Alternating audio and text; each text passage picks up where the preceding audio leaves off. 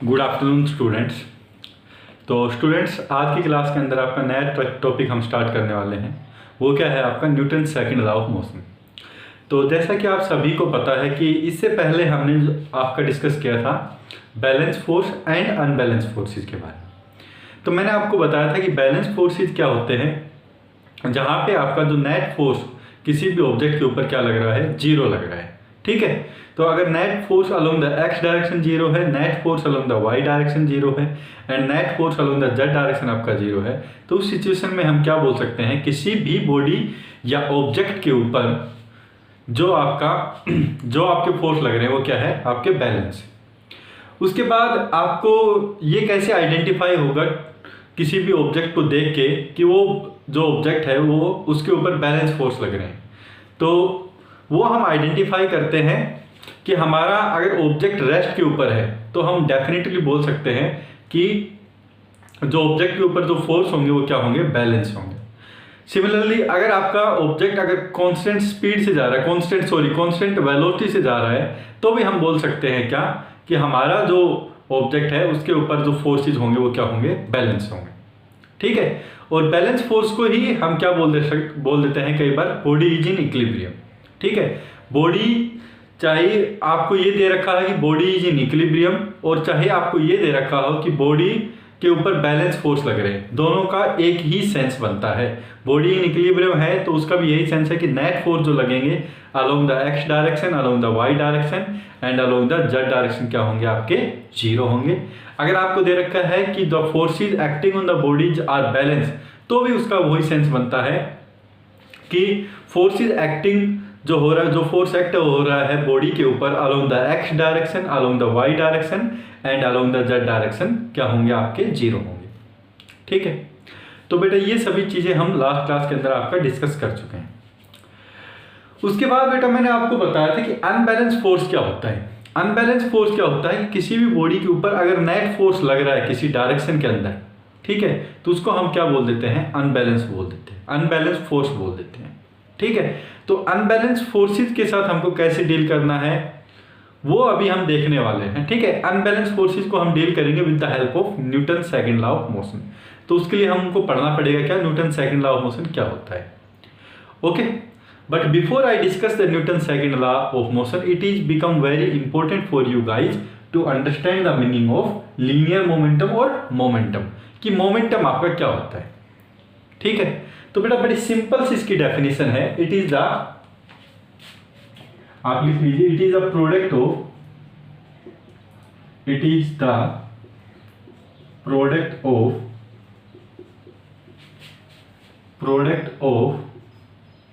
Mass and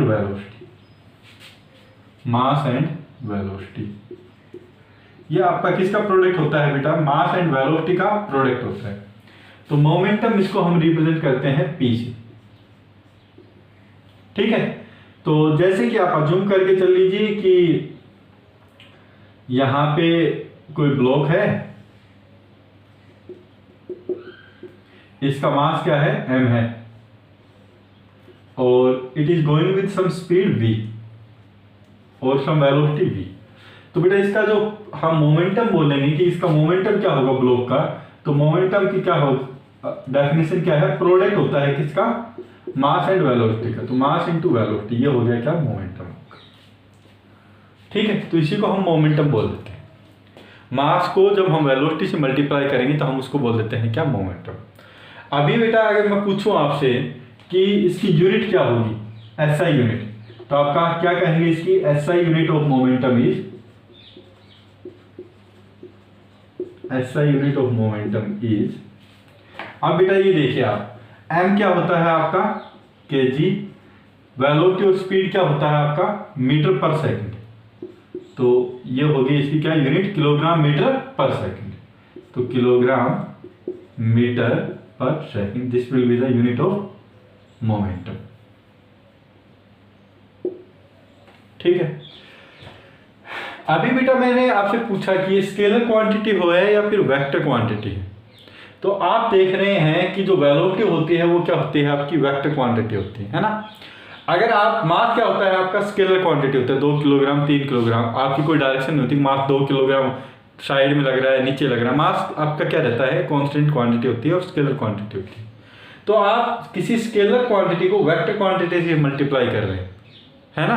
तो इसका मतलब जैसे कि कोई वेक्टर क्वांटिटी आप मान लीजिए, उसको आप क्या कर रहे हैं, कांस्टेंट वैल्यू से मल्टीप्लाई कर रहे हैं, 3 से 4 से, तो आपको क्या मिलेगा, एक वेक्टर क्वांटिटी ही आपको मिलने वाली है। तो इसका मतलब क्या है कि जो आपका मोमेंटम है वो भी क्या है बेटा, एक वेक्टर क्वांटिटी। बहुत इंपॉर्टेंट है, कई बार पूछ लिया जाता है एग्जाम में डायरेक्टली। मोमेंटम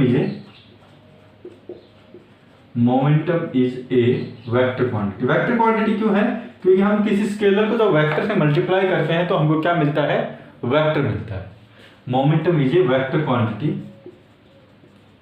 अच्छा बेटा, मोमेंटम आपकी वेक्टर क्वांटिटी है तो इसकी कोई डायरेक्शन भी होगी, पर्टिकुलर डायरेक्शन भी होगी। तो डायरेक्शन क्या होगी, मास तो क्या है, कांस्टेंट है, और वेलोसिटी से हम मल्टीप्लाई कर रहे हैं। तो अगर मैं आपसे बोल दूं कि एक तो ए वेक्टर है और एक 3a वेक्टर है, तो इन दोनों में डिफरेंस क्या है, इन दोनों का बस डिफरेंस यही है कि a वेक्टर को तो हम ऐसे लिख देते हैं और 3a वेक्टर इसका 3 टाइम हो गया, तो उसको हम लिखेंगे ऐसे कुछ, ये 3 टाइम हो जाएगा इस a वेक्टर को, तो ये हो गया आपका 3a वेक्टर। तो दोनों में डिफरेंस क्या है कि इनका मैग्नीट्यूड डिफरेंट है, ये लेंथ डिफरेंट है, डायरेक्शन दोनों की सेम है।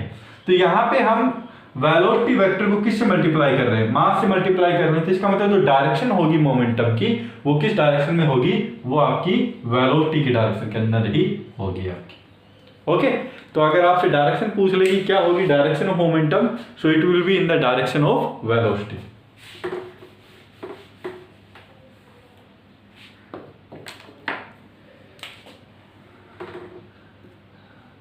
Okay, direction of momentum,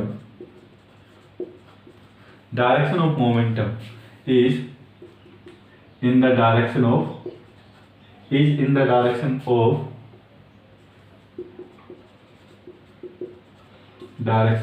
velocity. Okay, तो विद दैट बेटा आपका मोमेंटम क्या हो जाता है, यहाँ पे कंप्लीट हो जाता है। अभी भी कुछ बच्चों को डाउट आ रहा होगा कि सर ये हम ऐसा क्यों पढ़ रहे हैं, मोमेंटम के बारे में क्यों पढ़ रहे हैं, मास इंटू वेलोसिटी को क्यों मल्टीप्लाई कर रहे हैं। तो बेटा एक बार इसकी फिजिकली थोड़ा सा हम इसकी सेंस ले लेते हैं, ठीक है। मैं 1-2 एग्जाम्पल आपको देता हूँ, उसके बाद थोड़ा सा प्रैक्टिकली आपको इसकी सेंस आपका आना स्टार्ट हो जाएगा।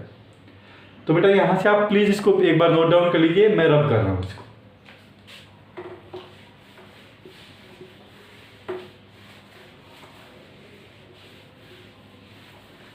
तो बेटा मैं एक क्वेश्चन आपसे जैसे पूछता हूँ डायरेक्टली, तो जैसे कि सपोज कर लीजिए आपके 2 ब्लॉक है, एक तो है 2 किलोग्राम का और एक है 5 किलोग्राम का, 5 किलोग्राम का, ठीक है। ये 2 किलो का है, ये 5 किलोग्राम। ये भी बेटा सपोज कर लीजिए 5 मीटर पर सेकंड से आपका दौड़ रहा है राइट वर्ड, और आपका ये वाला भी 5 मीटर पर सेकंड की स्पीड से आपका राइट वर्ड दौड़ रहा है ना। मैंने आपसे पूछा, इसको आप, मैं बोल रहा हूँ 2 किलोग्राम का ब्लॉक, ये 5 किलोग्राम का ब्लॉक है, ठीक है। ये आपका भी 5 मीटर पर सेकंड से, ये भी 5 मीटर पर सेकंड की स्पीड से दौड़ रहा है। तो बेटा मैंने आपसे पूछा कि किस ब्लॉक को रोकने के लिए आपको ज्यादा फोर्स लगाना पड़ेगा, ठीक है। दोनों सेम स्पीड से दौड़ रहे हैं, एक तो 2 किलो का है, एक 5 किलोग्राम का है। तो आप क्या कहेंगे बेटा कि जिसका वजन ज्यादा होगा उसको आपको रोकने के लिए ज्यादा फोर्स लगाना पड़ेगा। इसका मतलब 5 किलो का जो जिसका वेट है, जिस भी ब्लॉक का वजन 5 किलोग्राम है, उसको आपको रोकने के लिए ज्यादा फोर्स लगाना पड़ेगा, है ना।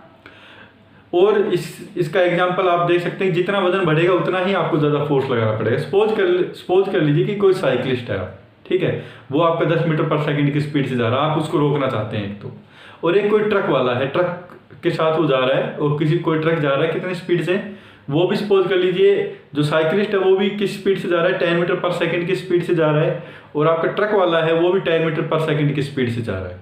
तो आप किसको रोक पाएंगे, तो आप कहेंगे आप साइकिलिस्ट को तो रोक पाएंगे, लेकिन ट्रक को आप नहीं रोक पाएंगे। क्यों नहीं रोक पाएंगे, क्योंकि ट्रक का जो वेट है, जो मास है, वो बहुत हैवी है, तो उसको रोकने के लिए जो फोर्स चाहिए वो बहुत ज़्यादा चाहिए। और जो साइकिलिस्ट है उसका जो मास है वो क्या है आपका कम है, तो उसको रोकने के लिए आपको जो फोर्स चाहिए वो क्या होगा आपका कम होगा आपका। सिमिलरली सेम सिचुएशन यहाँ पे भी है, ये 2 किलोग्राम का, ये 5 किलोग्राम का है, वेट 5 किलोग्राम का ज़्यादा है, तो ऑफकोर्स ही बात है जो फोर्स चाहिए to stop the 5 kilogram block is greater than the 2 kilogram block. ये बात आपको क्लियर है। अभी तो बेटा ये थी सिचुएशन एक आपकी। दूसरी सिचुएशन जैसे मैं यहाँ पे देख रहा हूँ, आपको दे रहा हूँ, सपोज कर लीजिए अब यहाँ पे मैं क्या दे रहा हूँ, 2 इक्वल ब्लॉक दे रहा हूँ, सेम ब्लॉक, 2 किलोग्राम का ब्लॉक है एक तो, और एक और 2 किलोग्राम का ब्लॉक।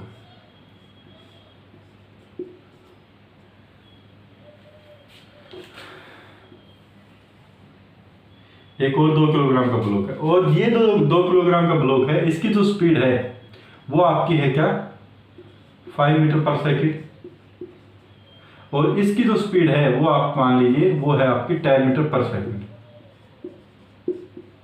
अभी बेटा मैंने पूछा कि दोनों 2 किलोग्राम के ब्लॉक है, किसको रोकने के लिए आपको ज्यादा फोर्स लगाना पड़ेगा। तो यहाँ पे आप देखेंगे कि इनका मास तो सेम है, लेकिन इसकी स्पीड ज्यादा है, इसकी स्पीड कम है। तो जिसकी स्पीड ज्यादा होगी आप कहेंगे कि उसको रोकने के लिए ज्यादा फोर्स लगाना पड़ेगा।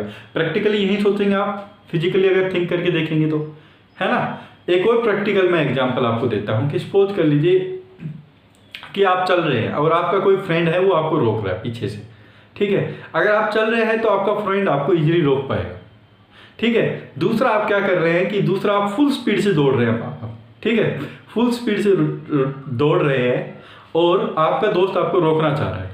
तो बेटा किस सिचुएशन के अंदर उसको आसान रहेगा आपको रोकना, तो आपको सी बात आप कहेंगे जब आप पैदल चल रहे हैं तो वो आपको इजीली होल्ड कर पाएगा, रोक पाएगा आपको।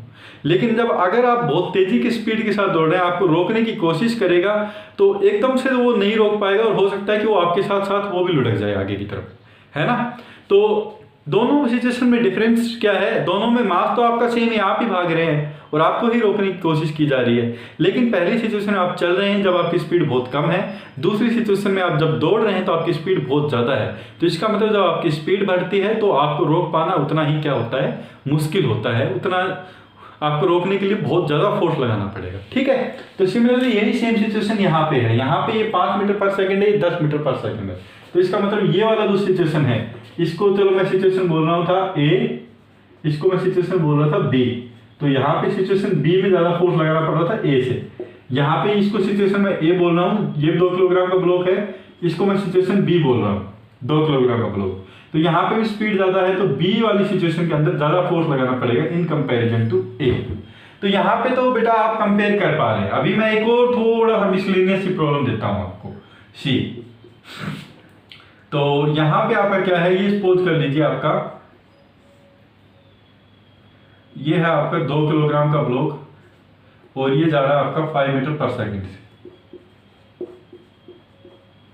ठीक है। और यहाँ पे है आपका 3 किलोग्राम का ब्लॉक और ये जा रहा है 3 मीटर पर सेकेंड की स्पीड से। अब मैंने पूछा बेटा ये आपकी सिचुएशन ए, सिचुएशन बी, किस में ज्यादा फोर्स लगेगा। तो आपके लिए आइडेंटिफाई करना इस सिचुएशन के अंदर बहुत ज़्यादा मुश्किल हो जाएगा। क्यों मुश्किल हो जाएगा, क्योंकि पहली वाली सिचुएशन में तो स्पीड सेम थी, जिसका मास ज़्यादा उसको ज़्यादा फोर्स लगाएंगे, तो उसको ज़्यादा फोर्स लगेगा रोकने के लिए, तो बी में ज़्यादा था ए से। दूसरी वाली सिचुएशन में आपका मास सेम आ गया था, जिसकी स्पीड ज़्यादा तो उसको रोकने के लिए ज़्यादा फोर्स लगेगा, तो बी सिचुएशन में ज़्यादा फोर्स आ गया था ए की कंपेरिजन में। यहाँ पे क्या है, यहाँ पे मास भी डिफरेंट है, स्पीड भी डिफरेंट है, तो बहुत मुश्किल हो रहा है आपको आइडेंटिफाई करना कि 3 किलोग्राम ब्लॉक को रोकने में ज़्यादा फोर्स लगेगा या फिर 2 किलोग्राम ब्लॉक को रोकने के लिए ज़्यादा फोर्स लगेगा, ठीक है। तो आप ऐसी सिचुएशन के अंदर क्या करेंगे, यहाँ पे आपको पता था कि जो फोर्स डिपेंड करता है वो किसके ऊपर डिपेंड कर रहा है, यहाँ पे इस सिचुएशन में वो डिपेंड कर रहा था आपकी वेलोसिटी के ऊपर। यहाँ पे अगर आप देखेंगे तो आपका यहाँ पे फोर्स किसके ऊपर डिपेंड कर रहा था, वेलोसिटी तो सेम थी, मास के ऊपर डिपेंड कर रहा था। यहाँ पे अगर आप देखें तो फोर्स किस चीज के ऊपर डिपेंड कर रहा है, मास तो सेम है, वेलोसिटी के ऊपर। इसका मतलब इन दोनों एग्जांपल से भी थोड़ा बहुत हमको आइडिया ये लग रहा है कि फोर्स किसके ऊपर डिपेंड करता होगा, मास और वेलोसिटी के ऊपर डिपेंड करता होगा, क्योंकि यहाँ पे तो वेलोसिटी दोनों की सेम है, तो वेलोसिटी वाली चीज हमने देखी नहीं।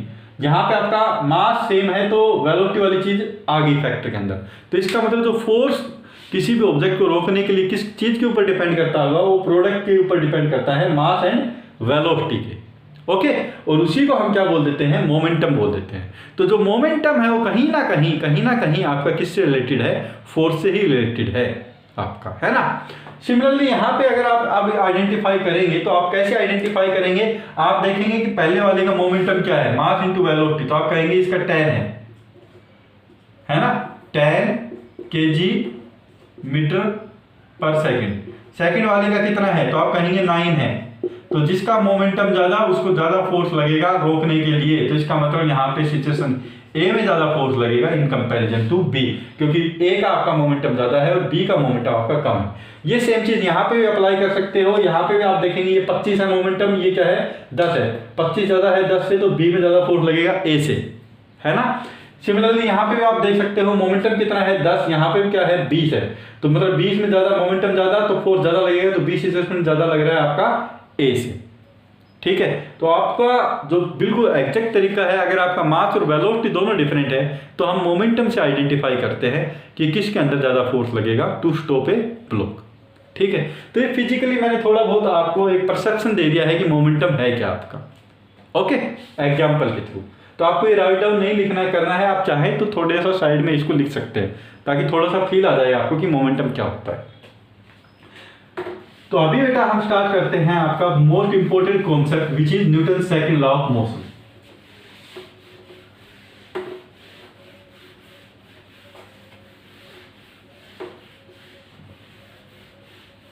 जो डील करता है किसके बारे में बेटा, मैंने आपको बताया था अनबैलेंस फोर्स के बारे में डील आपका करता है क्या, Newton second law of motion. तो अभी हम इसकी पहले जो डेफिनेशन देखते हैं उसके बाद इसको समझेंगे पूरा अच्छे से। Newton second law of motion, second law of motion.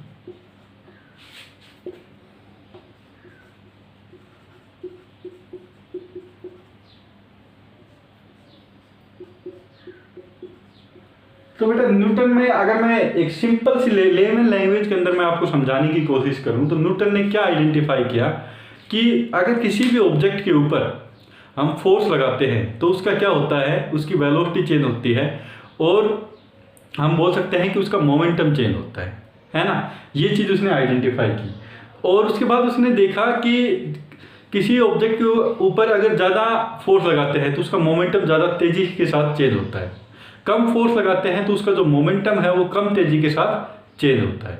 ये चीज़ उसने आइडेंटिफाई की। ओके, और बेस्ड ऑन दैट उसने क्या अपना लॉ बनाया, उसने ये देखा कि किसी भी ऑब्जेक्ट के ऊपर जो फोर्स लगता है वो किसके प्रोपोर्शनल होता है, वो उसके rate of change of momentum के प्रोपोर्शनल होता है ना। एक बार इसकी डेफिनेशन लिखते हैं। द फोर्स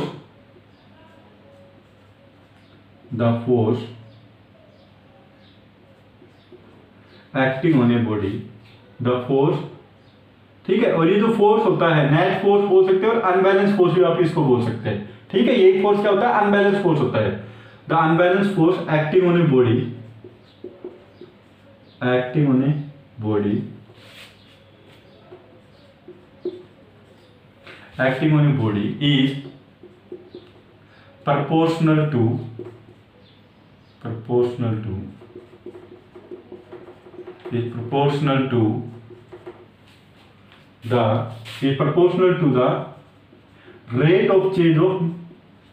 the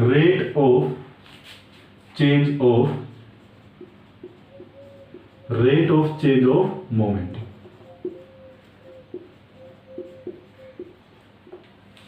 ठीक है, the force acting on a body is proportional to the rate of change of momentum.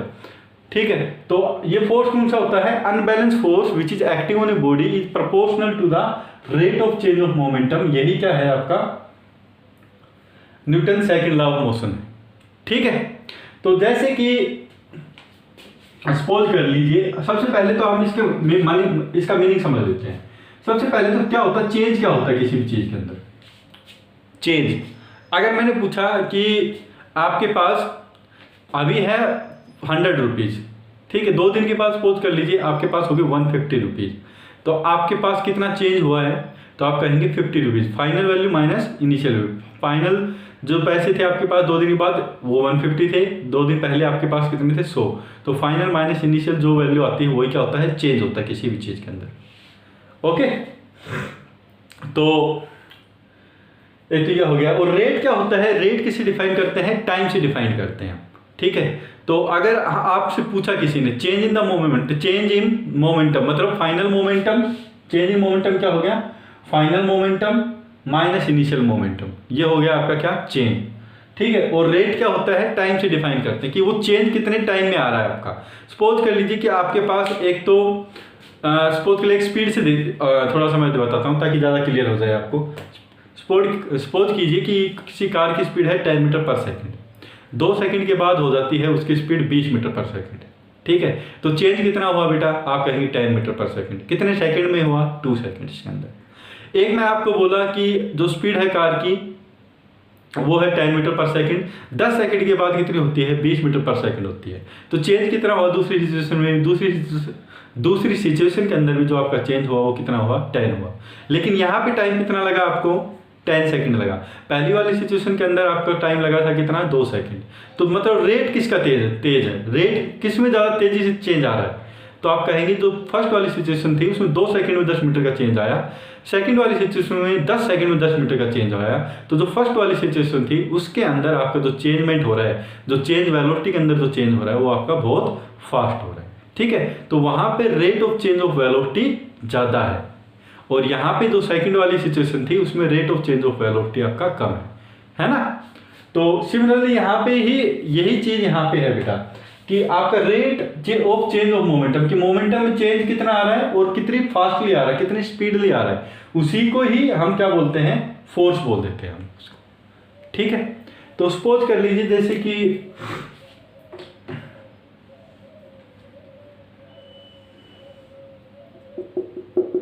एक सिचुएशन मैंने दिया आपको, ये है जैसे कि कोई ब्लॉक है हैवी मास m, कोई ब्लॉक है हैवी मास m और इसकी जो वेलोसिटी है वो v है। थोड़े टाइम के बाद dt टाइम के बाद आपने देखा, dt टाइम के बाद देखा आप, ये थोड़ा सा डिस्प्लेस हो गया dt टाइम के बाद बता रहा हूं मैं, छोटे से टाइम के बाद इसकी जो वेलोसिटी हो गई वो क्या होगी आपकी, v प्लस dv होगी आपकी। ओके, और इसको कितना टाइम लगा यहां से यहां तक आने में, ये सपोज कर लीजिए t इक्वल टू 0 टाइम था और t टाइम था, और ये टाइम जो था यहाँ पे ये आपने देखा ये क्या है आपका t plus dt time, t plus dt time.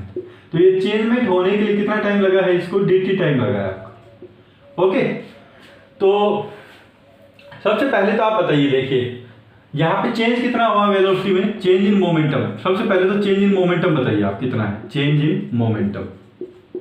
तो इस सिचुएशन के अंदर आप कहेंगे final value, final minus initial, ये होता है फाइनल मोमेंटम माइनस इनिशियल, यही आपका चेंज होता है।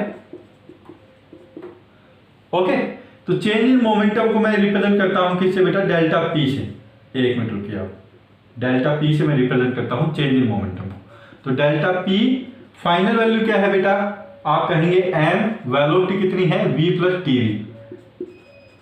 इनिशियल वैल्यू क्या है, minus initial value mass into velocity v। तो आप कहेंगे डेल्टा p कितना आया आपका, तो mv माइनस mv से कैंसिल हो जाएगा और आपका बच गया क्या, mdv। ओके, तो चेंज इन मोमेंटम कितना हुआ इस dt टाइम इंटरवल में, mdv। और rate of change of momentum कितना होगा, ये dt टाइम के अंदर आया है, rate of change of momentum आप कहेंगे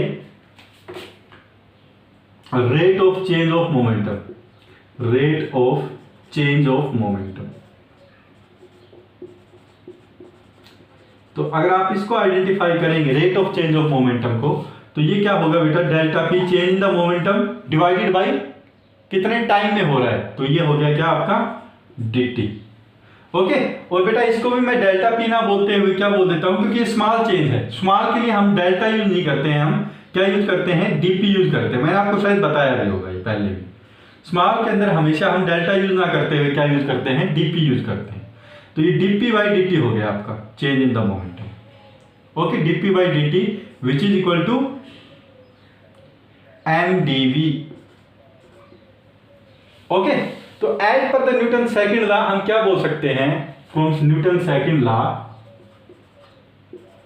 from Newton second law,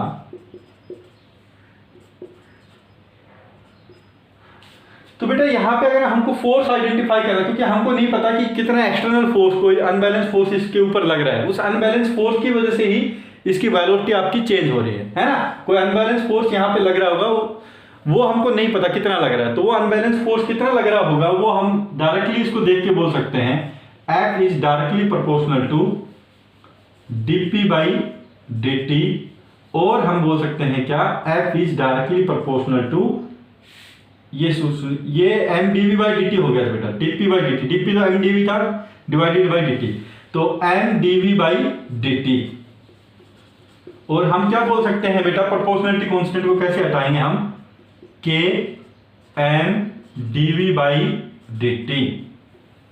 okay, और dv/dt क्या होता है, ये आपको पढ़ा होगा आपने शायद, dv/dt आपका होता है क्या, change in the velocity per unit time, kinematics में हमने पढ़ा था, ये आपका होता है क्या, एक्सेलेरेशन के इक्वल, इंस्टेंटेनियस एक्सेलेरेशन। इस टाइम पे एक्सेलेरेशन क्या है, उसकी वैल्यू होती है क्या आपकी, dv/dt। तो फोर्स की जो वैल्यू आएगी वो क्या आ जाएगी बेटा आपकी, kma, और जो ये कांस्टेंट होता है इसकी वैल्यू होती है 1 यहाँ पे। ओके, कांस्टेंट की वैल्यू 1 होती है आपकी, तो फोर्स की जो वैल्यू आती है वो क्या आती है आपकी, m × a आती है। तो ये है आपका derivation of Newton second law, जो कि बहुत इंपॉर्टेंट डेरिवेशन है। आपने शायद अपनी छोटी क्लास के अंदर भी इसको डायरेक्टली पढ़ा होगा। तो फोर्स क्या होता है आपका, m × a। ओके,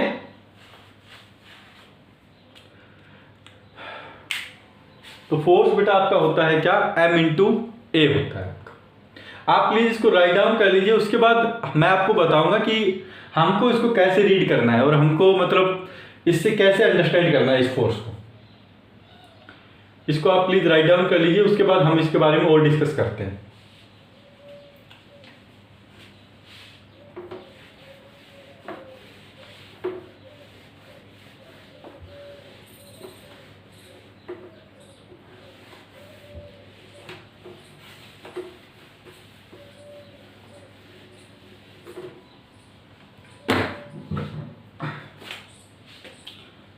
ओके, तो बेटा इसमें कुछ पॉइंट के फॉर्म में मैं 3-4 पॉइंट आपको लिखवा देता हूं ताकि आपको चीजें एकदम से क्लियर हो जाए।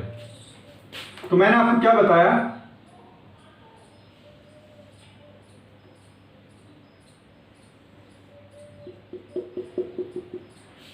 सपोज कर लीजिए कि ये कोई मास है, ये कोई मास है, ठीक है, और इसकी कोई वेलोसिटी v है, और आपने देखा कि किसी इंस्टेंट के ऊपर इसके ऊपर क्या है, जो एक्सेलेरेशन है वो a है इसके ऊपर। किसी इंस्टेंट पे आपने देखा फिजिकली कि ये जो मास है, ये ब्लॉक है, इसका जो एक्सेलेरेशन है वो क्या है आपका a है। तो बेटा मैंने आपसे पूछा कि इसके ऊपर नेट अनबैलेंस फोर्स क्या होगा, तो आप कहेंगे कि इसके ऊपर जो नेट अनबैलेंस फोर्स होगा, नेट अनबैलेंस फोर्स होगा वो क्या होगा बेटा, मास टाइम एक्सेलेरेशन। एक तो बेटा अनबैलेंस फोर्स हम कैसे निकालते हैं, आपको पता है कि आपको क्या दिया रहता है, आप एफबीडी बनाते हैं, जैसे mg बना दिया, एक नॉर्मल रिएक्शन बना दिया, उसके बाद जो एक्सटर्नल फोर्स जैसे एफ एक्सटर्नल फोर्स सपोज कर लीजिए इसके ऊपर लग रहा है, तो इस तरह से आप अनबैलेंस फोर्स निकालते हैं। लेकिन कई बार हो सकता है कि आपको एक्सटर्नल फोर्स की वैल्यू ना दी जाए, अनबैलेंस फोर्स की वैल्यू ना दी जाए, और आपसे डायरेक्टली पूछे कि एक्सटर्नल फोर्स अनबैलेंस फोर्स के इस ऑब्जेक्ट के ऊपर, इस बॉडी के ऊपर क्या होगा, तो आप डायरेक्टली निकाल सकते हैं unbalance force with the help of Newton second law कि वो अनबैलेंस फोर्स क्या होगा, m × a, mass time acceleration. क्योंकि आपका एक्सेलेरेशन तो दिख जाएगा ऑब्जेक्ट का कि ये ऑब्जेक्ट इतनी तेजी से अपनी स्पीड को चेंज कर रहा है, तो इसका एक्सेलेरेशन दिख जाएगा। तो आप ये श्योरिटी के साथ कह देंगे कि इस ऑब्जेक्ट के ऊपर, इस बॉडी के ऊपर इतना अनबैलेंस फोर्स है which is equal to m × a। Okay, तो एक तो ये आप याद रखिए।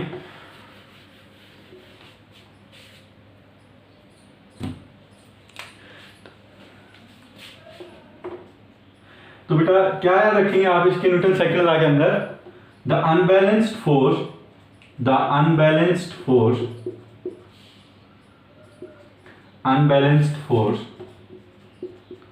acting on a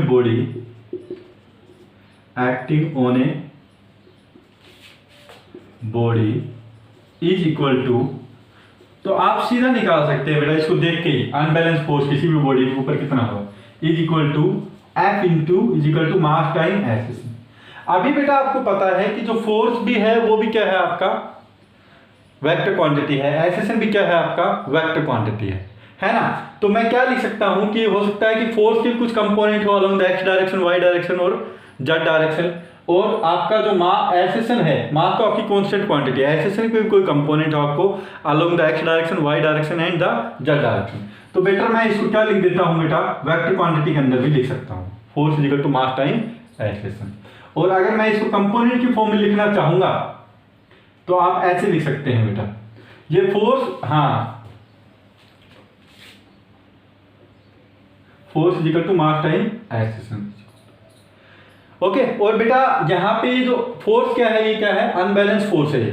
ओके, इस अनबैलेंस फोर्स की डायरेक्शन क्या होगी, फोर्स की कोई पर्टिकुलर डायरेक्शन होती है ना आपकी, तो इस अनबैलेंस फोर्स की डायरेक्शन क्या होगी, तो आप कहेंगे इस अनबैलेंस फोर्स की डायरेक्शन होगी in the direction of acceleration always, है ना। यहाँ पे भी आप देख सकते हैं कि ये ए वेक्टर है, ये फोर्स है, तो मैंने जैसे आपको बताया था ए वेक्टर को अगर मैं 3a वेक्टर की डायरेक्शन देखूं तो 3a वेक्टर की डायरेक्शन किसकी डायरेक्शन होती है, ए वेक्टर की ही डायरेक्शन होती है।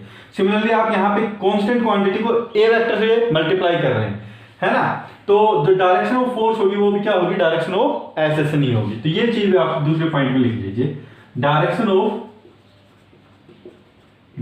ऑफ, और बेटा ये फोर्स नहीं बोलेंगे, आप क्या बोलेंगे, net unbalanced force, net unbalanced force,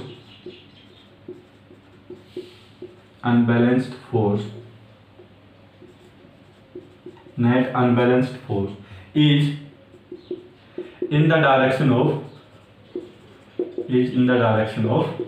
axis। तो बेटा जो नेट अनबैलेंस्ड फोर्स आपका लगता है वो किस डायरेक्शन के अंदर होता है, आपका एक्सेशन की डायरेक्शन के अंदर ही आपका होता है। ओके, अभी बेटा तीसरा पॉइंट आप क्या याद रखेंगे, इसको हम थोड़ा सा कंपोनेंट की फॉर्म में लिख सकते हैं। सपोज कर लीजिए कि एक्सेशन की कोई कंपोनेंट है along the X direction, Y direction and Z direction, और फोर्स की भी आपकी कंपोनेंट है along the X direction, Y direction and Z direction. तो बेटा हम इसको ऐसे लिख सकते हैं, फोर्स को कैसे लिख सकते हैं हम, इसके कंपोनेंट में F x I cap plus F Y J cap plus F Z K cap, ऐसे लिख सकते हैं। फोर्स को हम वेक्टर के अंदर आपको पता है ऐसे लिख सकते हैं, I cap J cap and Z cap K cap की फॉर्म में। सिमिलरली एक्सेशन को भी हम ऐसे लिख सकते हैं, A X I cap plus A Y J cap plus A Z K cap. Okay, तो यहां से हम क्या क्या बोल सकते हैं, आई कैप वाले कंपोनेंट को आई कैप से कंपेयर करेंगे, जे कैप वाले को जे कैप से, और के कैप वाले कंपोनेंट को के कैप से। तो force along the X direction is equal to mass time acceleration along the X direction, और फोर्स भी ना बोल के हम क्या बोलेंगे, net unbalanced force along the X direction is equal to mass time acceleration along the X direction, net unbalanced force along the Y direction is equal to mass time acceleration along the Y direction, और net unbalanced force along the Z direction is equal to mass time acceleration along the Z direction. ये चीज आप याद रखिए। Okay, तो यहां पे point की फॉर्म में भी आप लिख सकते हैं, net unbalanced force along the X direction is equal to है net unbalanced force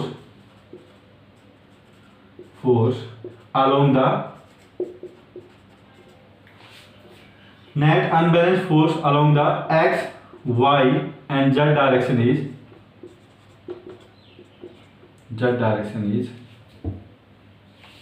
F X is equal to M A X, F Y is equal to M A Y and F Z is equal to M A Z. Okay, तो यहां पे बेटा आपका क्या हो जाता है, न्यूटन लॉ आपका कंप्लीट हो जाता है। प्रॉब्लम बहुत सारी है बेटा न्यूटन सेकंड लॉ की, प्रॉब्लम को हमको शायद 2 दिन तक अभी हम इसकी प्रॉब्लम ही डिस्कस करने वाले हैं आपकी। ओके, और सभी बच्चे जब लाइव क्लास अटेंड करेंगे तभी इसका एंजॉयमेंट आप कर पाएंगे। इसकी प्रॉब्लम बहुत शानदार प्रॉब्लम बनती है न्यूटन सेकंड लॉ से, और बहुत कॉम्प्लेक्स प्रॉब्लम भी बनती है यहाँ से न्यूटन सेकंड लॉ से। ये आप जितना स्ट्रॉन्ग करेंगे Newton second law of motion उतना ही आपके लिए अच्छा रहेगा, आपकी पूरी मैकेनिक्स के लिए, क्योंकि ये कोर है आपका, ये हर जगह यूज होगा आपका। अगर आपको इसी में प्रॉब्लम हो गई तो आगे बहुत सारी दिक्कत हो जाएंगी आपके लिए। ओके, और अभी से तो आपने बस जस्ट इसकी डेफिनेशन देखी है, force equal to mass time acceleration देखा है। क्वेश्चन जब आप लगाएंगे तब आपको बिल्कुल क्लियर होगा ये चीज, है ना।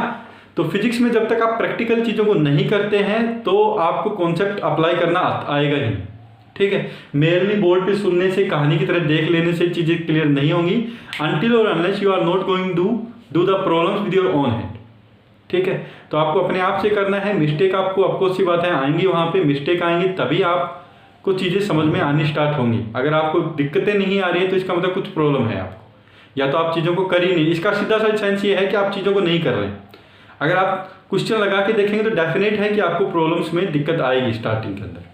ओके, और जब आपको प्रॉब्लम्स आएंगी, दिक्कतें आएंगी, तभी आपको चीज़ें क्लियर होंगी, तभी आपके कंसेप्ट स्ट्रॉन्ग बनेंगे। ओके, तो बेटा यहाँ तक आप नोट डाउन कर लीजिए। ओके बेटा, तो आज का वीडियो ऑलरेडी काफ़ी एक्सटेंडेड हो गया, 35 मिनट्स के आसपास हो गए हैं। तो यहीं पे वो करते हैं, कल हम इससे रिलेटेड प्रॉब्लम आपकी देखने वाले हैं। ठीक है, लाइव क्लास में मैं कुछ स्टार्ट कर दूंगा, बेसिक प्रॉब्लम आपको दूंगा कल लाइव क्लास के अंदर। ओके, उसके बाद आपकी थोड़ा जो लेवल है प्रॉब्लम्स का वो मैं इंक्रीज करता जाऊँगा। तो यहाँ तक आप प्लीज़ नोट डाउन कर लीजिए। यहाँ तक अगर आपको कोई भी दिक्कत है then you can ask me. Thank you.